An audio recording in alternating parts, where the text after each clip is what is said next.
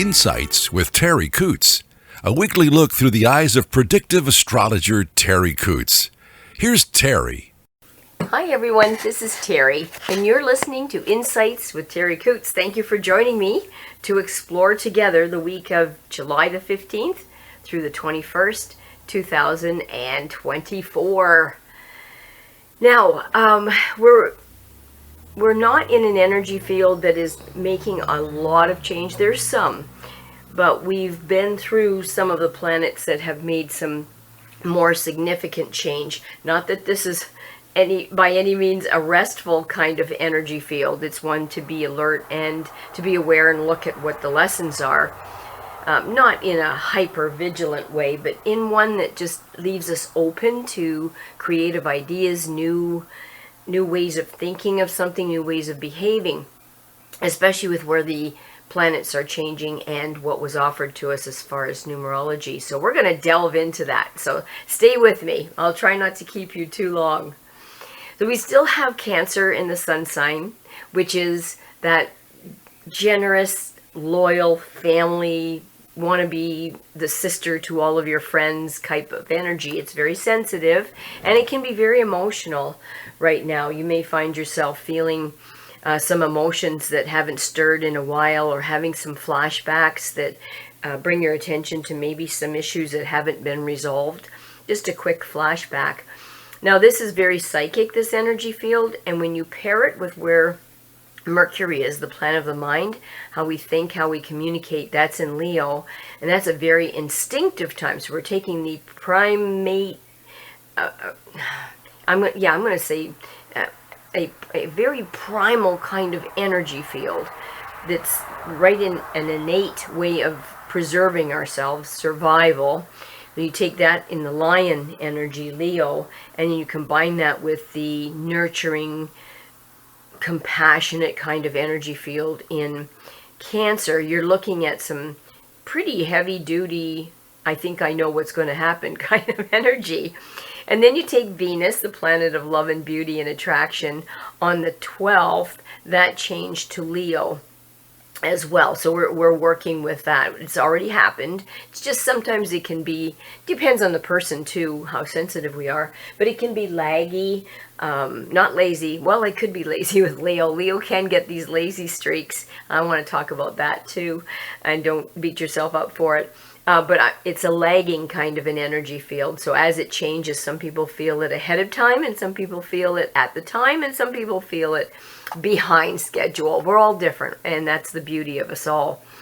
Going back to visit the lazy part, let yourself, I don't mean to get lazy that it's an issue, but when Leo is in this energy field, sometimes and then we've got that Cancer combined, sometimes we're in a place where we just don't want to. Not necessarily that we're tired or exhausted, but the motivation to move isn't there quite as pronounced as it is, say, with Gemini energy or some of the other more Sagittarius, some of the other fast-moving, speed-type energy fields. So if you feel that you want to have, I'm going to reach for my cup of coffee now. If you want to have that cup of coffee and just enjoy yourself on the picnic table or your little Muskoka chairs and just watch the fireflies go by, give yourself that. I think sometimes it's good to recharge and regenerate. I find myself really enjoying something like that when I can watch the animals. I can't just sit and do nothing, but I can watch. So I'm an observer. So just sitting in the chair watching the ducks go by with the ducklings, or how they're interacting with that cup of tea or that cup of coffee that makes you sit for a few minutes. Having the dogs run and play and watch them, how they interact, who's feeling what. Is that dog feeling intimidated? Are they still enjoying the play? So that sharpens our powers of observation, which I would say can be pressured to be lacking in the last little bit, because we're so digitally oriented. Quick Google, quick phone, quick text message without recognizing what our text would sound like to the other person, or did I mean it that way? I did have somebody say to me one of the texts they felt was hostile. And that just flapped me up, because that is not at all what I intended. I was intending to resolve a situation using a think tank kind of method. What is your opinion on this? Do you have some ideas that we can that we can work together and try to solve a problem that needs to be addressed? How the person on the other end took it was that I was expecting them to do it all. And that isn't what I meant. But if we were in front of each other, maybe being able to observe subtle body language or things like that, maybe she would have understood by me leaning forward to show her that I was attentive to what she was saying and involved and invested in what she had to say. The way our eyes are, the way our energy, just our aura is. And we're lacking that in many cases because this is so removed. I was thinking the other day with all of this energy, and Mars, the planet of our passion, will move on the 21st into Gemini from Taurus, the stubborn bull. But Gemini's the thinker, the one that wants to solve problems by thinking it over, discussing it, trying to come up with new creative ideas. And I was thinking how beneficial it would be for people to maybe raise their children a little bit closer to the earth, meaning not burying them, looking at a pet. Now, a pet is a big investment, huge investment in time, love, energy, money, everything. But I find a lot of the children that come out here have absolutely no skills in observing what an animal is trying to say. So I'm going to take the birds, for example. I have a budgie. I have two little parrotlets. All of them have to stay in separate quarters because the budgie is a little baby. She's only 3 months old and she's innocent. So she could, actually they're all pretty young. She doesn't know bird language yet, so she could get herself in trouble by maybe missing a cue from an older bird that says, no, I'm not in the mood, stay away, and she might want to cuddle and maybe get herself nipped or frightened. So she has to learn good skills. So I have to make sure I put her with a bird that has good patience and good skills. But you have to sit there and observe. So in all three birds, I'm sitting there in front of their cage with my cup of coffee, which I absolutely adore. And I put all the same food down in the different cages to see which, because I'm trying to train these birds, I want to see which birds like which food, so I can use it as a reward. Me giving them what I think is a reward may not be what they feel is a reward. So it's all up to the bird to tell me what they want and what they don't want. I can't force a favorite on a bird that doesn't have that as a favorite to reward it. So we have to have our eyes open. All three birds felt differently about everything. So my little elf, the little green elf, the parrotlet, she really likes safflower seeds. So I can reward her by coming to my hand with a safflower seed. I'm trying to teach her about sunflower seeds. Now these are just treats. These can't be in front of them. It'd be like us eating McDonald's all the time. So they can't be in front of the birds. It has to be special. I'm trying to teach her about sunflower seeds. So there I am hulling with my teeth sunflower seeds for my bird to break them into little pieces to reward the bird for not being afraid of my hand. But I have to look at subtle clues. Like I'm offering it to the bird, but is the bird got a big wide eye that looks, it's called pin eye, and it's afraid or it's excited. Try to find the difference between the two. Is it afraid or is it excited about the treat? So the pin eyes are telling me there is something going on, a mood switch, but I have to look at the body language. So if the bird leans away from me or looks like it's going to scurry away, I take pressure off of the bird by removing my hand. So then that's a reward in itself. The bird's fear has gone away, and I just keep doing that till they're not afraid of hands anymore. But you have to look for subtle clues, and each bird is different. Little Nosy, the budgie, she just likes to be near you, so that's her reward Food is okay. She loves seeds, so I can just about do anything for seeds with her. So I withhold the seeds until I want to train her and get her attention. She likes to be in a cup to eat them, so I have to save plastic cups. I know glass is better for birds, but these are cleaned often. So she likes to get in the cup and stand in her food and eat it. And then number 3 bird, she's a turquoise parrotlet. I have not named her yet. I actually could use some help naming her. I could post a picture of her on Facebook, and if you want to help me name her, that would be awesome. She's playful, but she hasn't taken anything from my hand. She doesn't understand millet yet. She doesn't understand anything. She just understands she doesn't want to be near me. So we're going to work on that.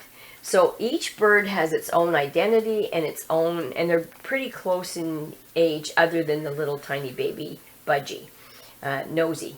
So kids would be well served to be able to spend some time with somebody else's pet if you don't want to take care of it. Volunteer with somebody and maybe in a rescue, just to observe the behavior so that they can interact well or better with humans. I just really see it when people come for training. What they identify for me, the dog is feeling this, the dog does this, the dog does this, he's aggressive, he hates other dogs, he hates this. When I see it's all fear-based and their body language is not helping that dog feel more comfortable, and within 2 minutes of a different approach with better body language, miracles happen.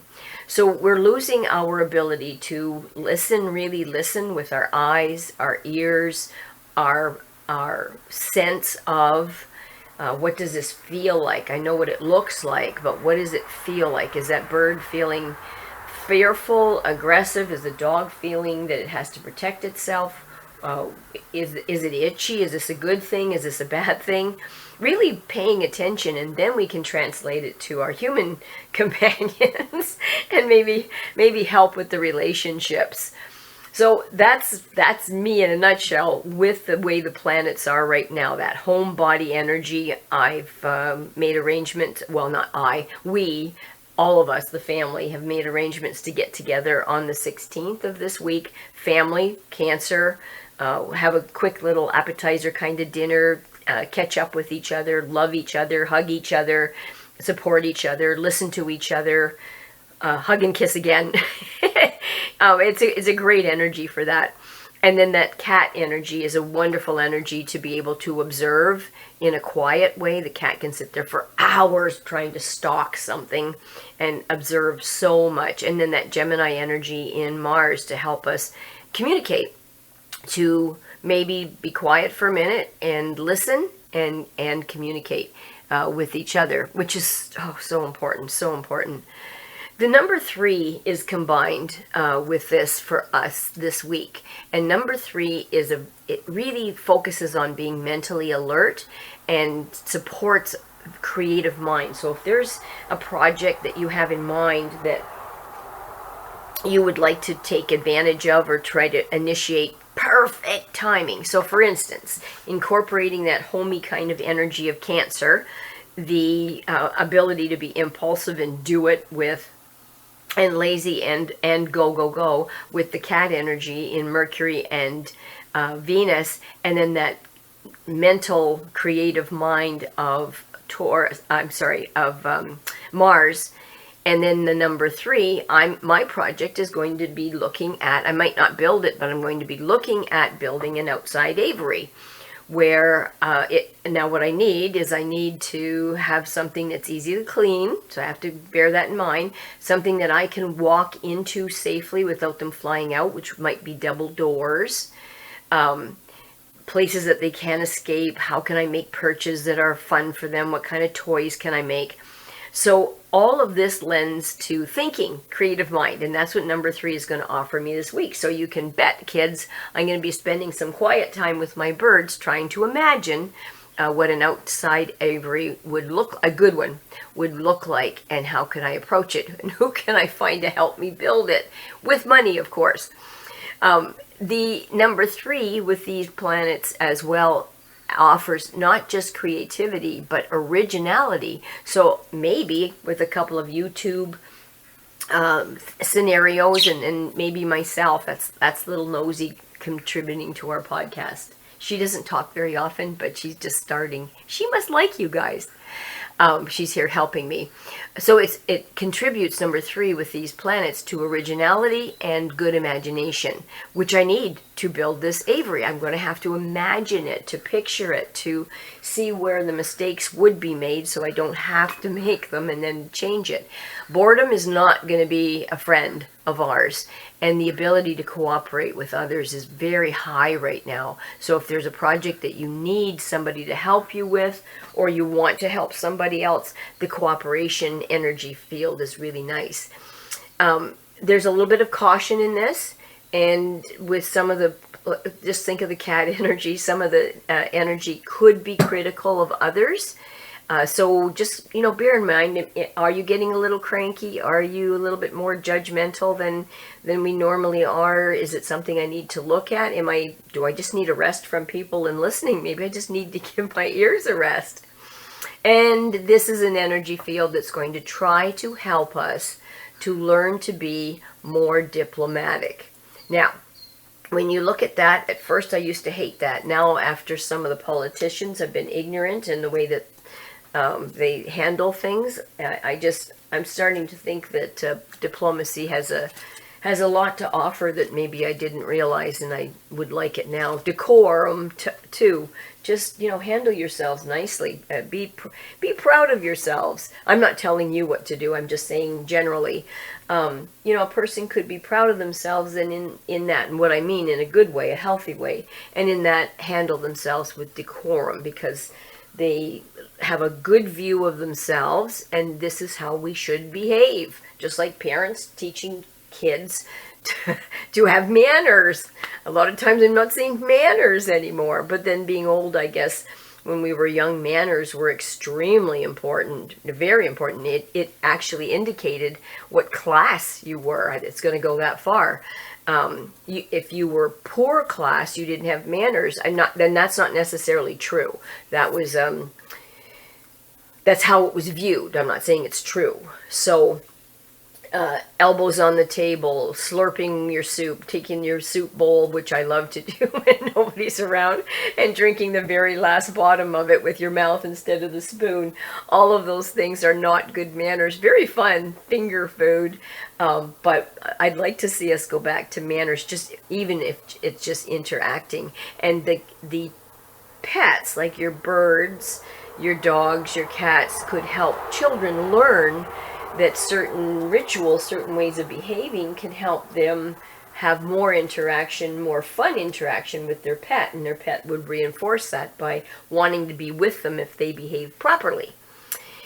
Because of the Gemini energy, we'll be able to work in pairs, which is nice. And we also, when you combine everything, will have a much better ability to work under stress. And that's going to be really necessary, because there's a lot of change in the area. If you've noticed it in the last few weeks, thinking your day is going to be one way, but it turns out to be a completely different type of day. And flexibility is the key to success here. We'll want to succeed quickly because this energy is fast, but sometimes we need to look at more the long term than short term. So you need to balance yourself in that, and that's going to be challenging for some of us. It's a very ambitious energy field, and it lets us open up more. Maybe be a little bit more inventive, maybe a little bit more, as I said, imaginative in solving some of the problems. So that's where I was headed with that woman, was let's get together, we'll have a coffee, and I'd like to see what you'd like to do, how we'd like to throw some ideas out here on the table. I did not view any of that as hostile, but I took it to heart to say, I'm sorry if that's how it sounded. I'll go back and look and see if I can straighten that up. All I intended is all of us just get together and try to find a solution over a great cup of coffee or whatever it is that makes people happy. Just find it.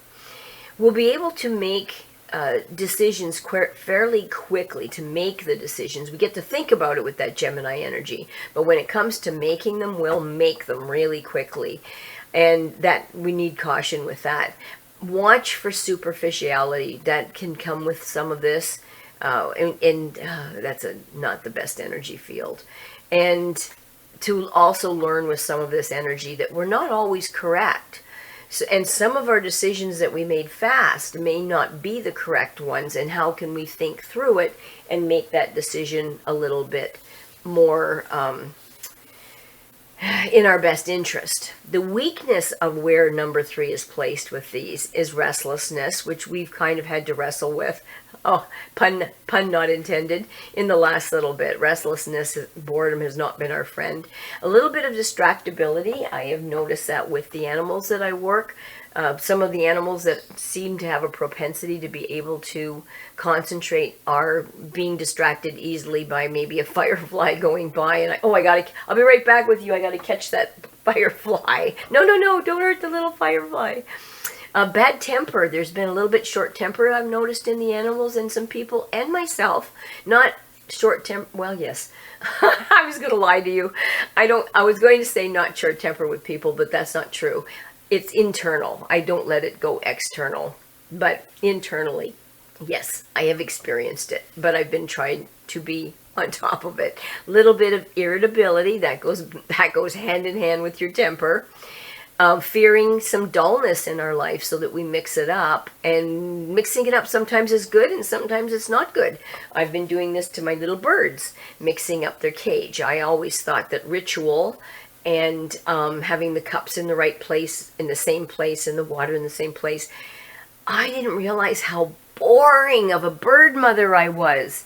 They knew where everything was. There was no foraging, no excitement.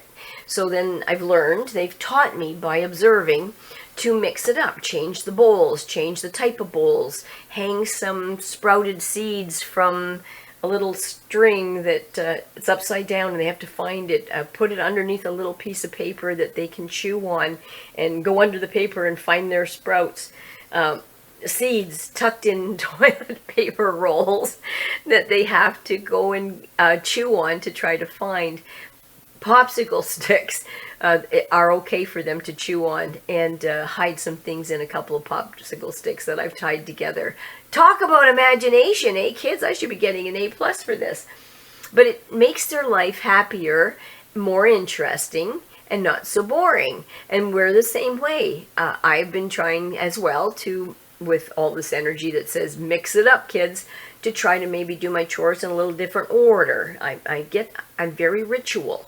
I think there's safety in ritual. If I do it this way all the time, then if there's one dish missing, I know I didn't feed somebody. But also by mixing it up, I have to use my mind a little bit better and exercise that muscle called memory that is failing. At least I recognize that I don't remember, so now I'm taking steps to try and do it now instead of trying to remember, because that's not going to happen. So that's pretty well what we're offered this week. As far as health goes, towards the beginning of the week, we're looking at a vulnerability in the regenerative organs. So that would be if you have prostate cancer or memory issues, look to those body parts to see if they're talking to you in any way, shape, or form. They may be trying to give you a message as the owner of your body. And then towards the middle of the week, we're looking at a more of an optimistic kind of energy, more of a never say die, would really like an adventure, something different out of the ordinary. That's the middle of the week. I mean, we can transfer that to the weekend, but the height of that need would probably be around the Wednesday mark. Watch for hip issues. We may get a little sore. If you're sore normally in your hip, you might experience that a little bit more towards the middle of the week. Whatever, if you use the gummies, the CBD oil, or if you put a cream on your knees or your hip, just kind of keep an eye, because as the end of the week comes, oh no, joint inflammation is going to be right there, ready to take us out. So be proactive. Try to stay away from inflammatory foods like sugar. Oh, why does it have to be inflammatory when it tastes so good?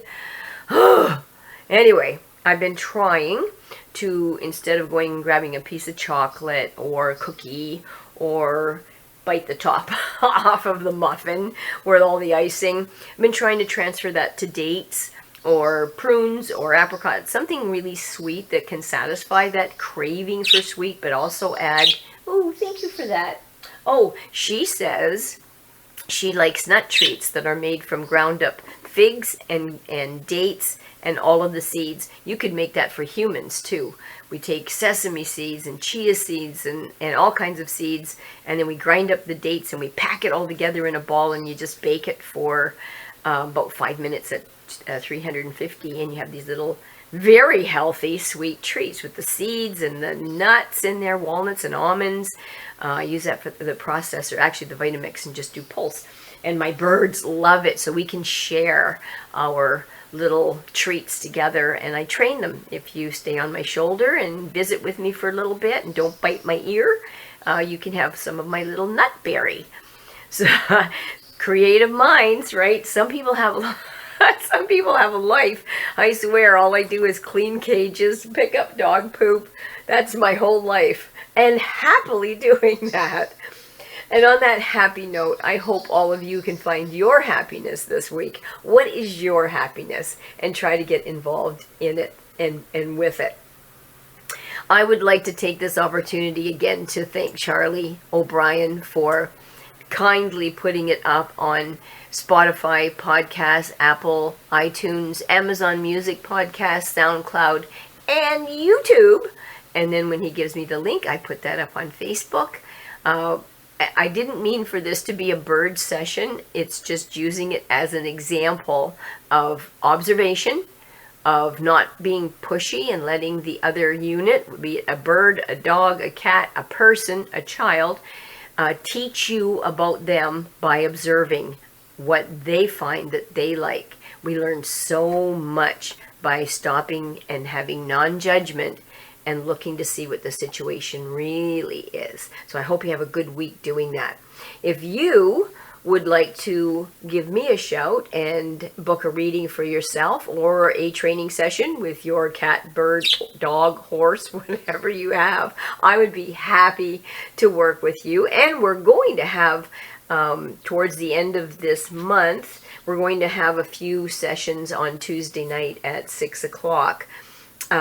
Starting at 6 o'clock, activities night for the dogs out on the farm in the agility field. Just some games we put together to teach the dogs so that as you're playing with your dog, your puppy, you can also then learn about your dog, how to observe, but also teach your dog. So it's not just throwing a ball, running blindly, getting the dog all weirded out. It's also looking at how can I learn from my dog, how can I teach my dog, how can I teach my dog to come when called, not be distracted, because this is going to be a distracted time of week, and to focus on you, which is a good thing. At least we think so. And the website that Charlie O'Brien created, again, big thanks for that. It's www.terriworld.com. You can visit the website if you'd like and avail yourself of archived podcasts that you might have missed or you want to go over. It's got about 4 or 5 up there, and you can see the dog side of it as well. You can text or call 519-726-6699, or you can email me at terri.coutts@gmail.com. Thanks everybody for tuning in. I really appreciate it. Thank you, Charlie, for all your work. I'm so grateful. And Little Nosy, thank you, Little Nosy, for being Little Nosy and accompanying us on this journey of July the 15th through the 21st. Nosy's getting sleepy. She's got to go to bed now. Little babies. All right, you have a nap too. Bye for now. Thanks for everything. Thanks for listening to Insights with Terri Coots. Visit Terri's website at terriworld.com. TERRI world.com.